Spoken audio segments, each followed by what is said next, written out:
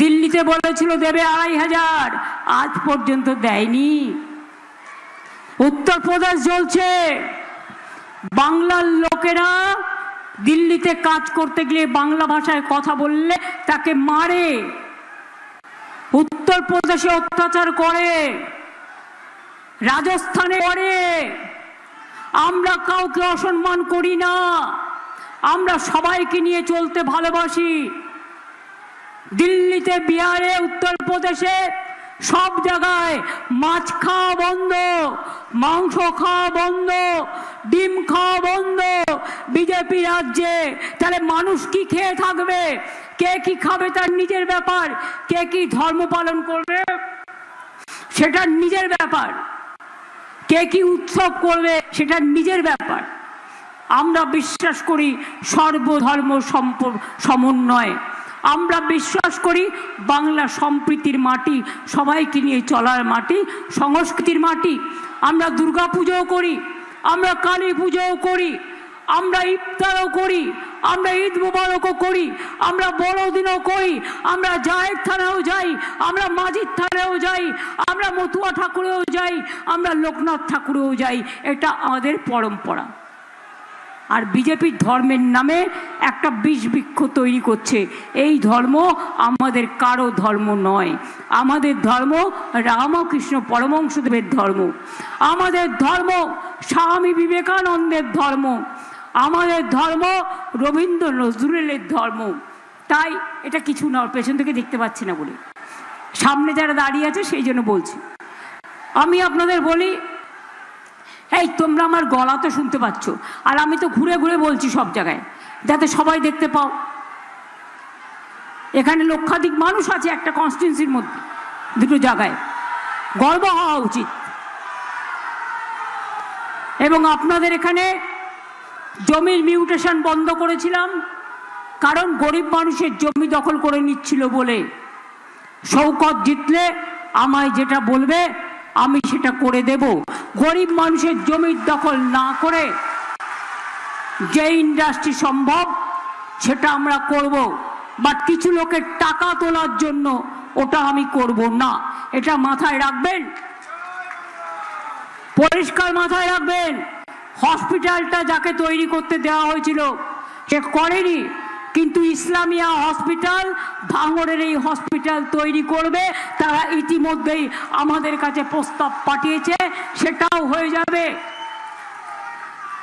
এবারে বলে যাচ্ছি, দুয়ারে সরকার করেছি, আমার পাড়া আমার সমাধান করেছি, দুয়ারে আপনার পাড়া আমার সমাধান করেছি, দুয়ারে সরকার, দুয়ারে স্বাস্থ্য, দুয়ারে আপনারা রেশন পাচ্ছেন বিনা পয়সায়, আপনারা স্বাস্থ্যসাথী পাচ্ছেন 5 লাখ টাকার, লক্ষ্মীর ভাণ্ডারের টাকা পাচ্ছে।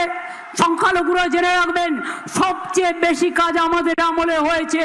4 কোটি ছেলে মেয়েরা পড়াশোনায় স্কলারশিপ পেয়েছে।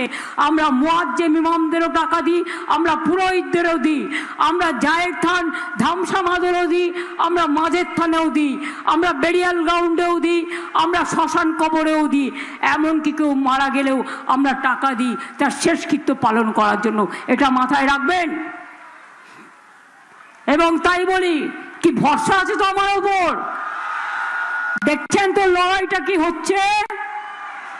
আমাদের ক্যান্ডিডেটের বাড়িতে যাচ্ছে, পার্টি অফিসে গিয়ে চেক করছে, আর ভাঙড়ে কতগুলো বিজেপির দালাল আছে, টুকটুক করে বোম মারে, আর বিজেপিকে ফোন করে বলে একে অ্যারেস্ট করিয়ে দাও, ওকে অ্যারেস্ট করিয়ে দাও। আমি সবটা জানি, আমি সবটা জানি।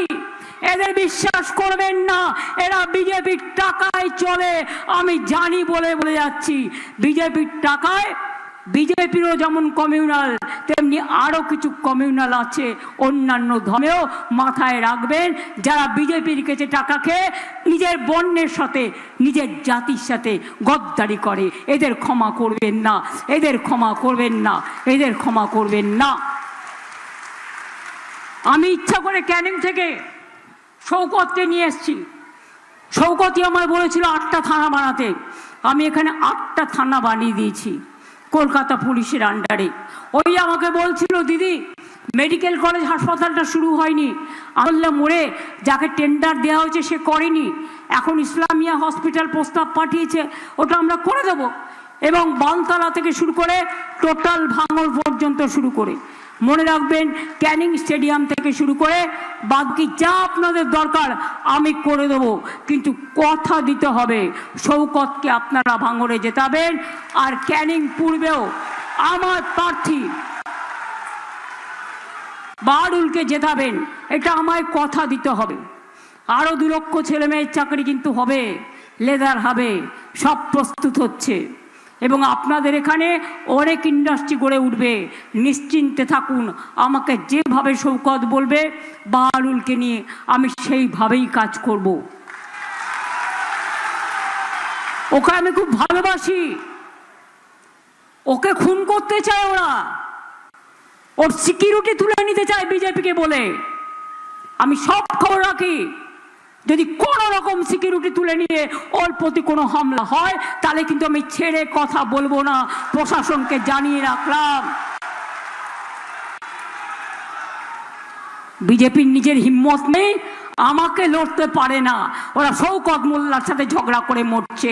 আর ওই নেতাগুলো বহিরাগতদের সাথে হাত মিলিয়েছে, আমাকে লড়বার ক্ষমতা নেই, ওরা শওকতকে লড়াই করছে। আমি যদি বাহাত হই, শওকত আমার ডান হাত, এটা মাথায় রাখবেন।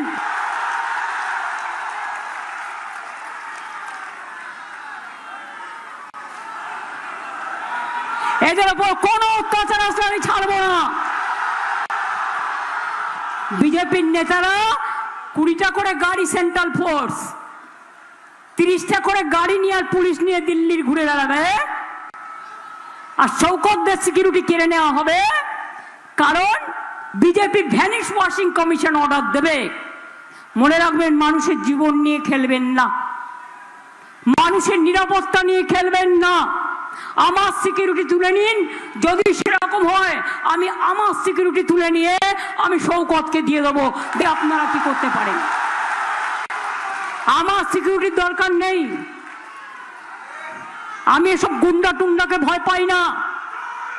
আর আমাকে বোম মেরেও কিছু করা যাবে না, আর বন্দুক মেরেও কিছু করা যাবে না। জন্মেছি একদিন, মৃত্যু একদিন হবে। বাট বিজেপিকে আমি দেখে ছাড়বো, এদের আমি ছাড়বো না। সবাইকে এক করে কালকে দিল্লিতে হারিয়েছি, মনে রাখবেন। তারপরে ইলেকশন চলাকালীনও আমি এমপিদের পাঠিয়েছি, আরো 8 জন যেতে পারিনি, আরো অন্য পার্টিরও 20 জন আছে। সব মেলালে কথা হয় বিজেপি ধাপাস ধপাস, এপাস ওপাস ধাপাস। মাইনরিটি গভর্নমেন্ট দুজনের সাপোর্ট নিয়ে চালাচ্ছে। যেদিন উইথড্র করে নেবে, মানে টুকটুক করে আগুন জ্বলছে, পুরো আগুন তো নেবে না, উনুনের ছাইকে জল দিলেও একটু ধোঁয়া ওঠে, ঠিক হয়ে যাবে, চিন্তা করবেন না। কাল থেকে পতন শুরু হয়েছে, তাই বাবুকে আজ উদ্দেশ্যে, জাতির উদ্দেশ্যে, বাপরে কত বড় জাতির নেতা, দাঙ্গাকারীরা দেশের নেতা, ভাবতে পারেন।